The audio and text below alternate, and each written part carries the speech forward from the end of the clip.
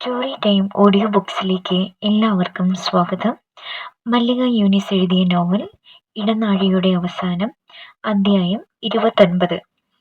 സൈനബുവിന്റെ നിക്കാഹാണ് നാളെ രാത്രി. ടീച്ചറിനോട് പ്രത്യേകം പറയാൻ ഏൽപ്പിച്ചിരിക്കുന്നു. ലോഡ്ജിന്റെ പടികിലേക്ക് തന്നെ വിളിച്ച് കോയാക്ക രഹസ്യമായി പറഞ്ഞു. ഓർക്കാപ്പുറത്താണ് ആ വാർത്ത കേൾക്കേണ്ടി വന്നത്. സിരകളിൽ രക്തം ഇരയ്ക്കുന്നതറിഞ്ഞു. അതിന് ഹസനിക്കയുമായുള്ള ബന്ധം ഒഴിഞ്ഞിരുന്നോ? ഉദ്യോഗം അടക്കി പിടിച്ചുകൊണ്ട് ചോദിച്ചു. ഉവ്, അതൊക്കെ ഒരാഴ്ച മുമ്പേ കഴിഞ്ഞിരിക്കണ്. ഒരൊപ്പിന്റെ കാര്യമല്ലേ ഉള്ളൂ. ചൂണ്ടിക്കാണിച്ചു കൊടുത്ത പള്ളി റെക്കോർഡില് കാര്യമൊന്നും അറിയാതെയാണെങ്കിലും ഹസൻ വിരലടയാളം ഇട്ടുകൊടുത്തു. തനിക്ക് വാക്കുകൾ നഷ്ടമായി നിൽക്കുമ്പോൾ കോയാക്ക യാത്ര പറഞ്ഞു പോയി. ചലിക്കാമെന്നായപ്പോൾ ഉമ്മറത്തിണ്ണയിൽ ചെന്നിരുന്നു. കുഞ്ഞുങ്ങളെ നഷ്ടപ്പെട്ടതോർത്ത് അലറി വിളിച്ച് കരയുന്ന സൈനബുവിന്റെ മുഖമാണ് കൺമുമ്പിൽ. എത്ര ശ്രമിച്ചിട്ടും ആ ഭാവം മനസ്സിൽ നിന്ന് തൂത്തെറിയാൻ കഴിയുന്നില്ല. നാളെ സൈനബു മറ്റൊരു പുരുഷന്റെ മണവാട്ടിയായി. എന്തൊക്കെയോ മനസ്സിനെ ഞെരിച്ചമർത്തുന്നു. ഹസനിക്കയ്ക്ക് ഒരുപാട് മാറ്റമുണ്ടിപ്പോൾ. 1 വർഷം നീണ്ടുനിന്ന ചികിത്സ കൊണ്ട് പ്രകൃതം കുറെയൊക്കെ മാറിയിട്ടുണ്ട്. മരുന്നൊക്കെ നിർത്തിയിരിക്കുന്നു. ആളുകളെ തിരിച്ചറിയുന്നുണ്ട്. സൈനബുവിനെയും കുഞ്ഞുങ്ങളെയും തിരയുന്ന ഭാവമാണ് ആ കണ്ണുകളിൽ ഇപ്പോഴുള്ളതെന്ന് കൽമയി പറഞ്ഞു തോർത്തു. ആരെയും എടുത്ത് ചോദിച്ചിട്ടില്ല ഇന്നേ വരെ. എന്നാലും ആ പടുതി കാണുമ്പോൾ കൽബ് പൊടിഞ്ഞു പോകും. അവരൊന്നിച്ചു കിടന്നിരുന്ന മുറിവാതിൽക്കൽ ചെന്ന് ഉള്ളിലേക്ക് നോക്കി ഒരുപാട് നേരം നിൽക്കുന്നത് കാണാം. ഓളെയും കുട്ടിയോളെയും അന്വേഷിച്ച് തന്നെ ആ നിൽപ്പ്. ഒട്ടൊരു വല്ലായ്മയോടല്ലാതെ അത് കേട്ടു നിൽക്കാനായില്ല. ആരെയാണ് കുറ്റപ്പെടുത്തേണ്ടത്? സൈനബുവിനെയോ അതോ എല്ലാം മാറ്റിമറിച്ച വിധിയെയോ? ഹസനിക്കയുടെ ഭാഗം ന്യായീകരിക്കാനുമാവുന്നില്ല. സൈനബുവിന് നിക്കാഹ് കഴിക്കുന്നത് അവരുടെ വീടിനടുത്ത് തന്നെയുള്ള ഏതോ പലചരക്ക് കച്ചവടക്കാരനാണെന്ന് ചേക്കുട്ടി പറഞ്ഞാണ് അറിഞ്ഞത്. ഹസനിക്കാന്റെ വയസ്സ് വരില്ല അയാൾക്ക്. കെട്ടിയോള് മയ്യത്തായി പോയി. മുനീറിന്റെ പ്രായമുള്ള ഒരു ചെക്കനുണ്ട്. തെറ്റില്ലാത്ത ചുറ്റുപാടൊക്കെയുള്ള മനുഷ്യനാണ്. ഇത്താത്തയ്ക്ക് അവളൊന്നിനും കുറവുണ്ടാവില്ല. അവന്റെ സമാധാനം അങ്ങനെയായി. ഇനിയും അവൾ ദുഃഖിക്കാനുള്ള ഇടവരുതരുതേ എന്ന് പ്രാർത്ഥിക്കുകയായിരുന്നു ഞാനും. ആരൊക്കെ നിക്കാഹിന് പോകുന്നുണ്ട്? ആകാംക്ഷ അടക്കി പിടിച്ച് ചോദിച്ചു. അറിയില്ല നമ്മക്ക്. ചിലപ്പോ അബൂക്ക പോയിന്നിരിക്കും. കോയാക്കയും പോകുമെന്നാ തോന്നുന്നേ. ആ സംഭാഷണം നടന്ന ദിവസമായിരുന്നു നിക്കാഹ്. പിറ്റേന്ന് സുഹ്റയുടെ സർവീസ് ബുക്ക് ഒപ്പിടിയിക്കാൻ വേണ്ടി വെറ്റിലപ്പറമ്പിൽ ചെല്ലേണ്ടി വന്നു.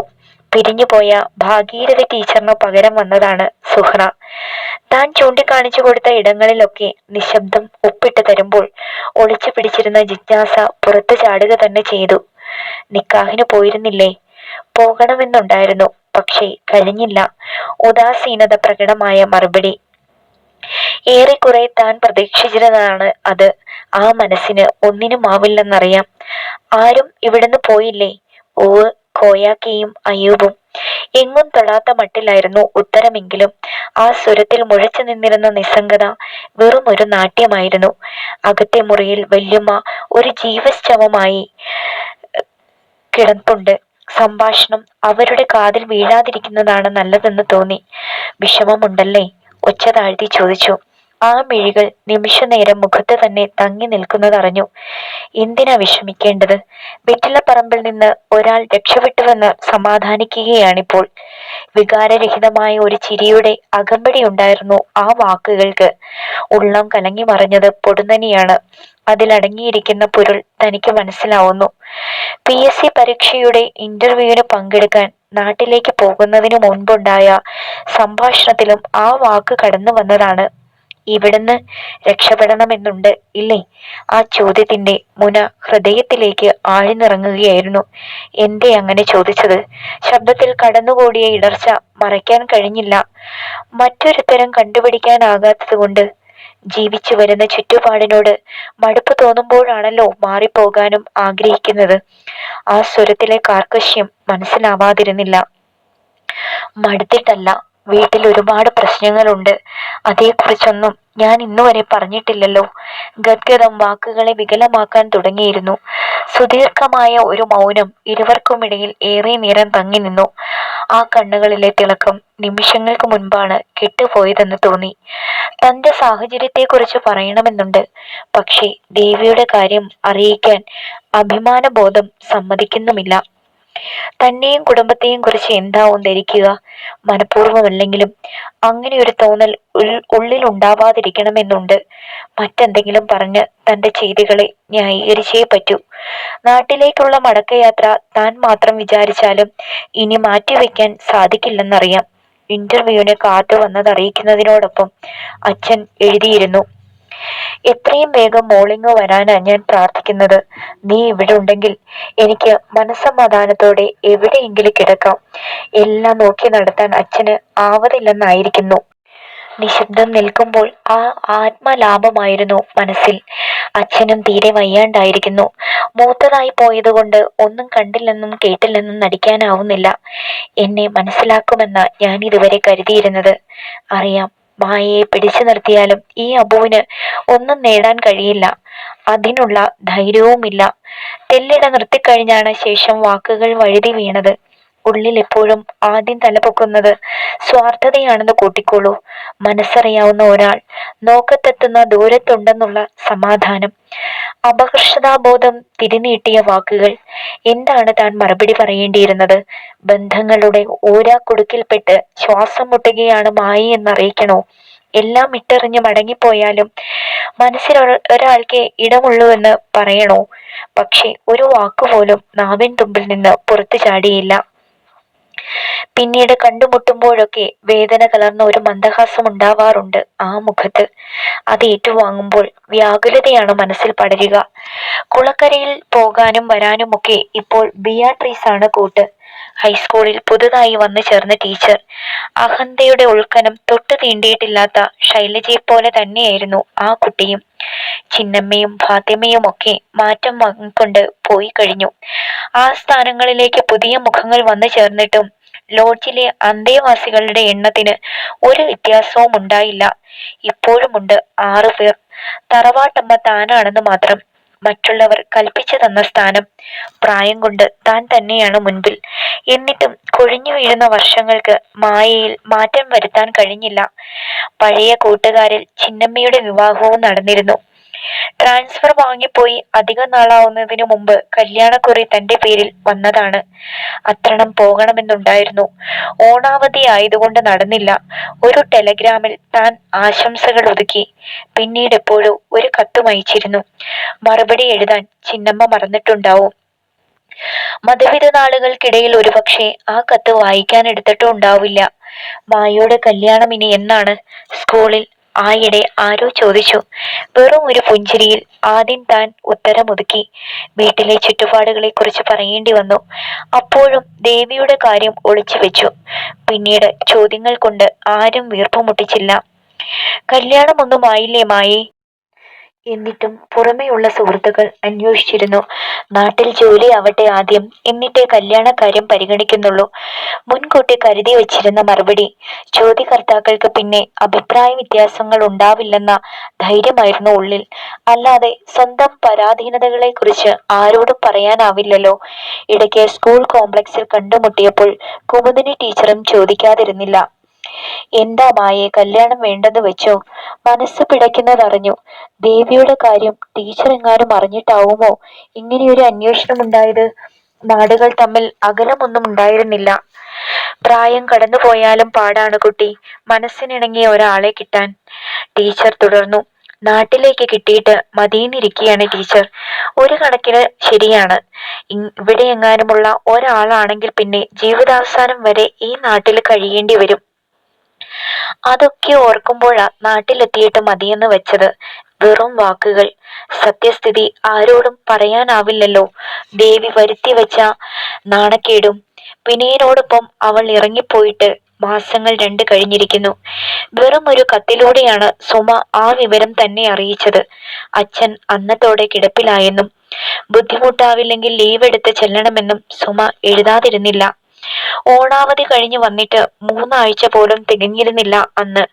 പോകണോ വേണ്ടയോ എന്ന് തീരുമാനിക്കാനാകാതെ കുഴങ്ങിയിരിക്കുന്ന ദിവസങ്ങളിലാണ് ചിറ്റയുടെ കത്ത് വന്നത്. ദേവി എല്ലാവരെയും ചതിക്കുകയായിരുന്നു. ഒരു തെറ്റും അവളുടെ കയ്യിൽ നിന്നുണ്ടാവില്ലെന്ന് ആവർത്തിച്ച് ഉറപ്പു തന്നതാണ് എനിക്ക്. നിന്റെ കല്യാണം കഴിഞ്ഞിട്ട് മതി അവൾക്കൊരു കല്യാണമെന്നും പറഞ്ഞിരുന്നു. നേരായ വഴിക്ക് വരികയാണെന്ന് ഞാനും കരുതി. കഴിഞ്ഞയാഴ്ച കൂട്ടുകാരിയുടെ വിവാഹത്തിന് പങ്കെടുക്കണമെന്നും പറഞ്ഞ് ഇവിടിരുന്ന 4 വളയും വാങ്ങിപ്പോയി. മുൻപും അങ്ങനെ കൊണ്ടുപോയി മടക്കിക്കൊണ്ടു വന്നിട്ടുണ്ട്. അതുകൊണ്ട് ഒരു മടിയും കൂടാതെ ഞാൻ എടുത്തു കൊടുത്തു. പിന്നീടാണ് അറിയുന്നത് എനിക്ക് അബദ്ധം പറ്റിയെന്ന്. അവളിപ്പോൾ ടൗണിനടുത്തുള്ള ഏതോ വാടക വീട്ടിലാണ്. ആ പയ്യൻ ആരുടെയോ കാർ ഓടിക്കുന്നു.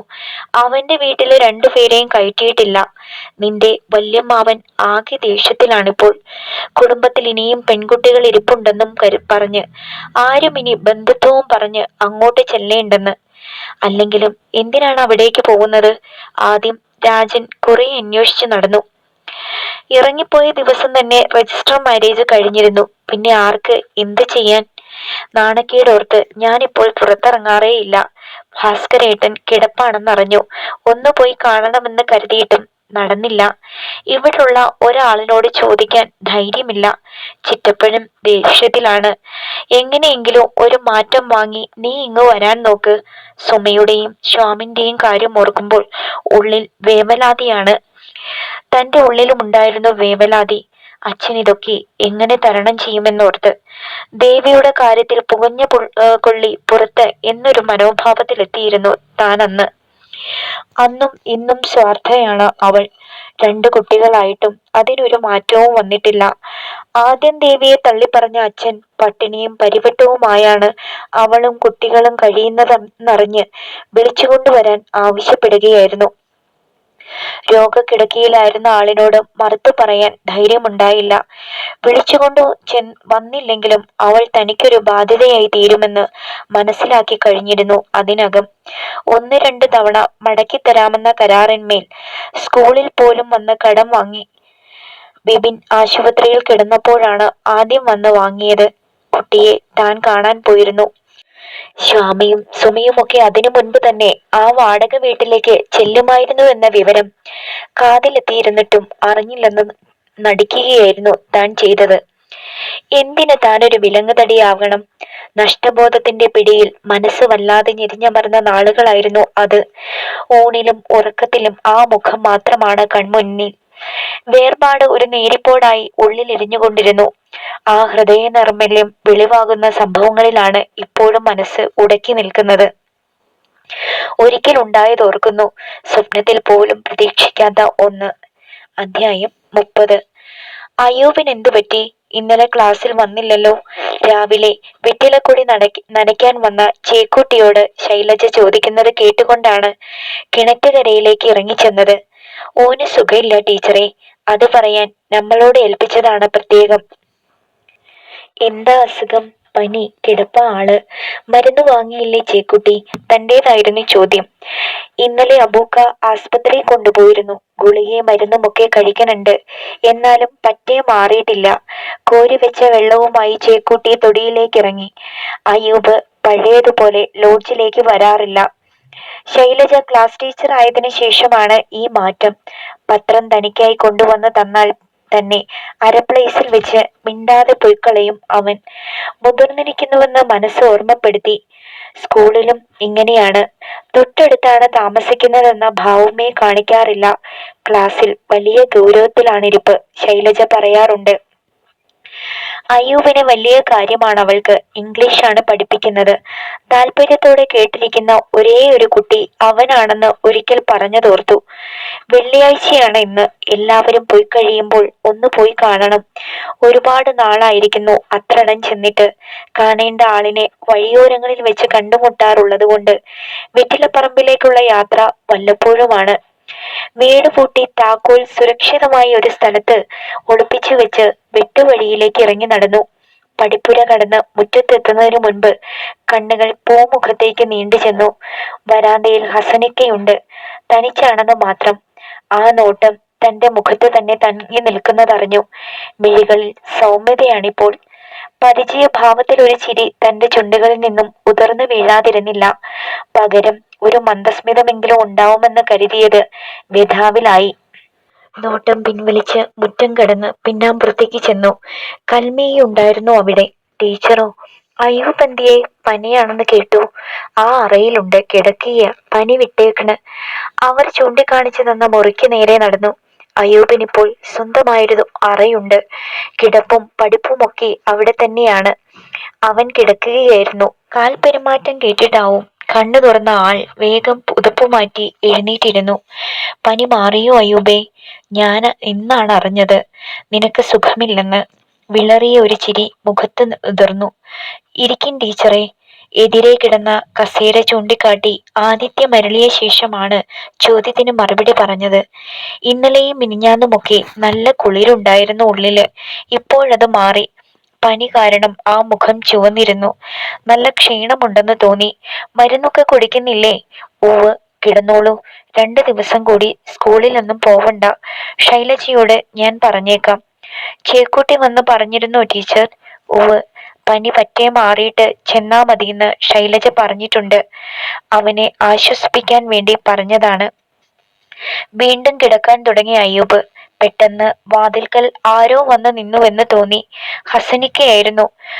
ആ നോട്ടം തന്റെ നേർക്കാണെന്ന് കണ്ട് നടുക്കത്തോടെ എഴുന്നേറ്റു. ഉമ്മറത്ത് വെച്ച് കണ്ട സൗമ്യതയൊന്നും അപ്പോഴാ മുഖത്തുണ്ടായിരുന്നില്ല. പകരം എന്തോ ഒന്ന്. അത് തന്നെ പേടിപ്പെടുത്തുന്നതറിഞ്ഞു.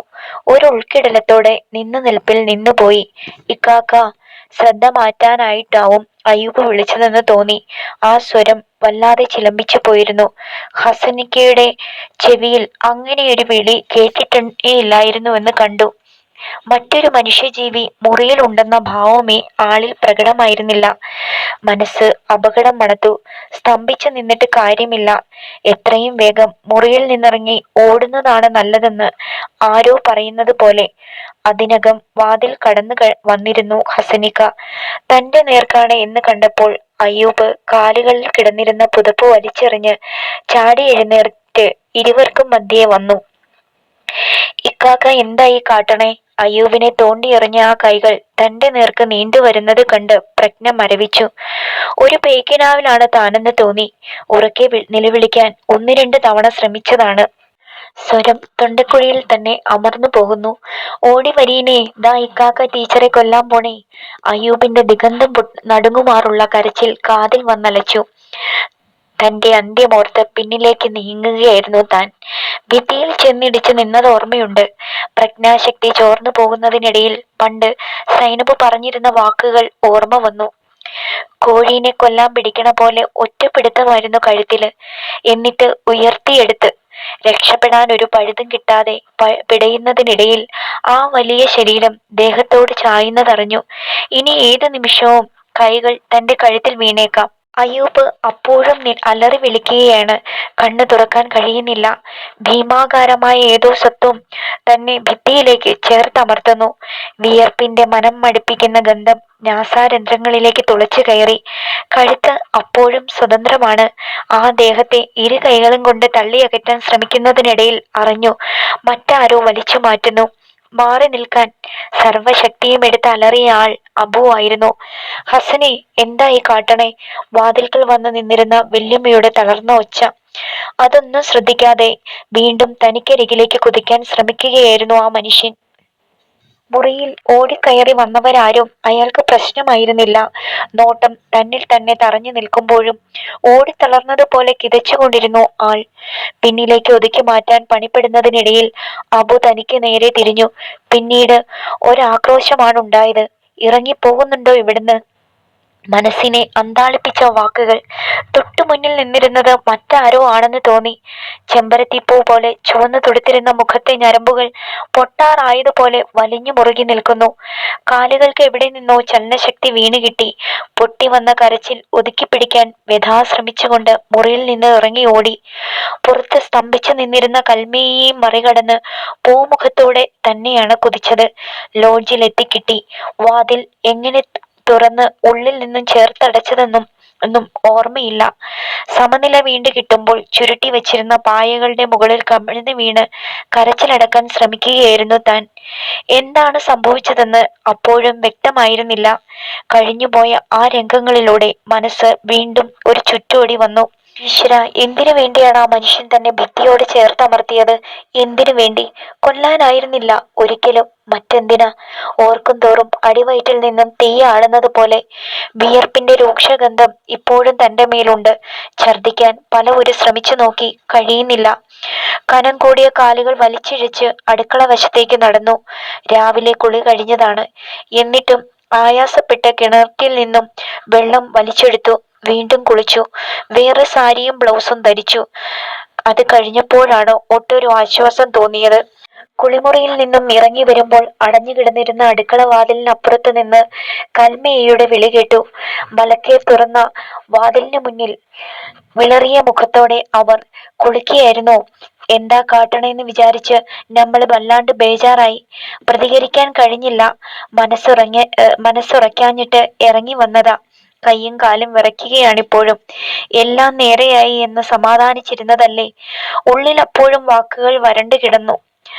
നമ്മള് പറമ്പില് ഹസന് കുളിക്കാൻ വെള്ളം അനത്തുമ്പോഴാണ് അയ്യൂബിന്റെ നിലവിളി കേട്ടത്. ഓർക്കാപ്പുറത്തായിരുന്നത് കൊണ്ട് ആദ്യം കൈയും കാലും ആടിയില്ല. എന്താ ഉണ്ടായെന്ന് നിരീച്ച് പിന്നെ ഓടി വന്നപ്പോഴേക്കും ടീച്ചർ കരഞ്ഞോണ്ട് വരുന്നതാ കണ്ടത്. അത്രയും ഒരു ആശ്വാസം തോന്നി. ഒരിക്കലും അരുതാത്ത ആ കാഴ്ച കൽമേയ്ക്ക് കാണേണ്ടി വന്നില്ലല്ലോ.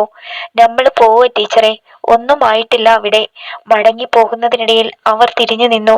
ഹസനെ പൂട്ടിയിട്ടിരിക്കുക അബു. ഓന്റെ ദേഷ്യം ഇപ്പോഴും അടങ്ങിയിട്ടില്ല. മോളില് അറയടച്ച് കിടപ്പാണ്. നമ്മൾ ചെന്ന് കുറെ വിളിച്ചു നോക്കി, മിണ്ടണില്ല.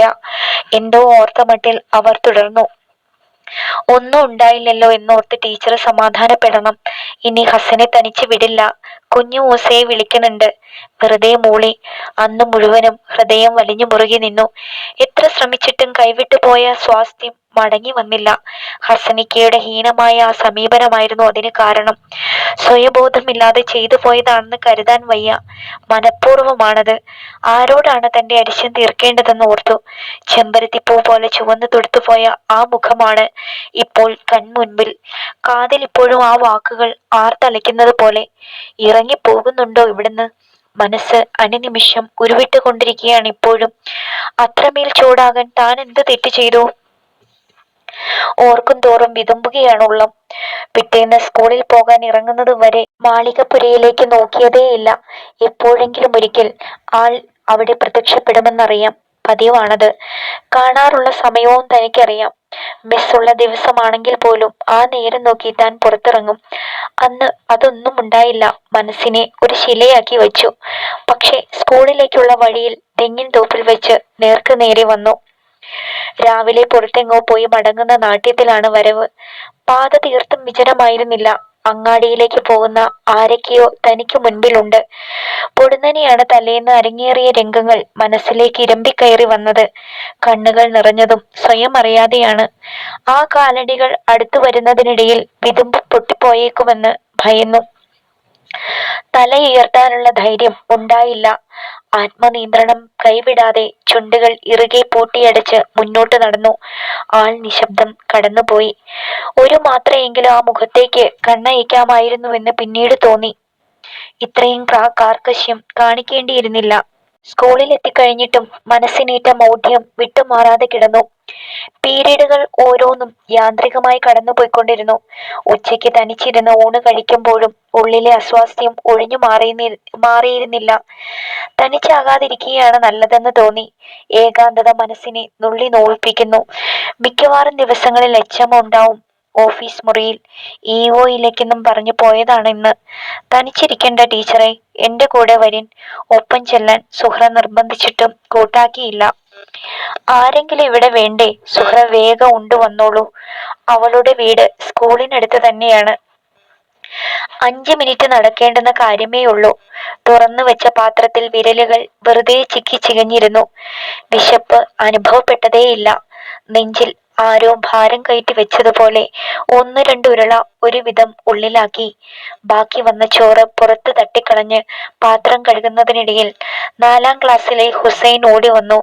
ഒരാൾ വന്നിരിക്കുന്നു ടീച്ചറെ ചോദിച്ച്. ആരാവുമെന്ന് ഉള്ളിൽ ഓർത്തു.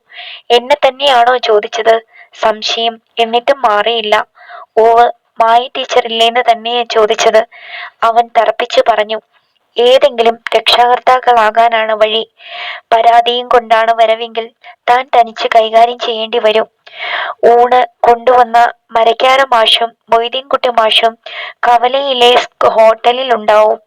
വരുന്നവർ പ്രശ്നക്കാരാണെങ്കിൽ കുട്ടികൾ തന്നെ ഒരോട്ടത്തിന് വിളിച്ചുകൊണ്ടുവരും. മുൻപും അങ്ങനെ വിളിക്കേണ്ടി വന്നിട്ടുണ്ട്.